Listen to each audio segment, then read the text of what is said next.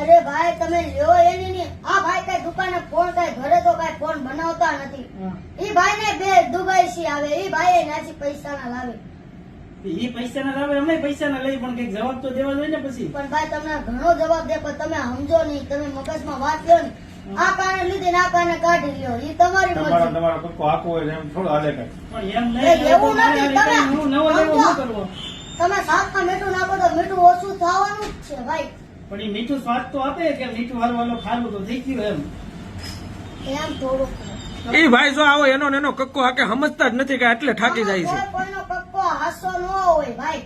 તમારે અહીંથી ફોન લેવો તો તમે જોઈ હરખી રીતે બધું ચેક કરીને જવાનું. બાકી પછી તમે વાંચી એમ કહો કે ભાઈ તમે મને ગેરંટી આપી આ વાંધો ઓલો વાંધો પછી એ ભાઈ ને બિચારાને ગોધો ખાવો પડે.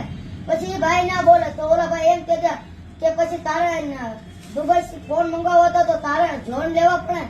પછી એટલે બીજા પૈસા દઈને લીધા હોય હવે એમ કે હવે નવો લઈ ભાઈ તમે પૈસા દીધા તમે કાપડા તો નથી દીધા. હા, બસ એમ તો આ વાત છે. ઘરલાલા કેટલા વર્ષ થઈ ગયા? કેટલા વર્ષ થયા? 6 મહિના થયા છે દિવાળી હવે પહેલા 6 લીધી. મહિના દિવાળી પહેલા તો હવે કઈ એનું ભક્તું હોય તો ભક્તું ઘડિયાળ તો લઈએ. બિચારી મરી ગઈ હોય. જાઓ. 15,000 ની ઘડિયાળ લીધી ને હવે બકે નહીં તો કેમ તો ભેગું ખાઈ નાખો થાય? પછી કરી કરી દેવું ક્યારે હા ભાઈ તમે ખાઈ લાવો જાઓ ખોટું મારું માથું નો. પણ મારું માથું ખવાઈ ગયો 15,000 ની ઘડિયાળ મારે શું કરવું કયો છો?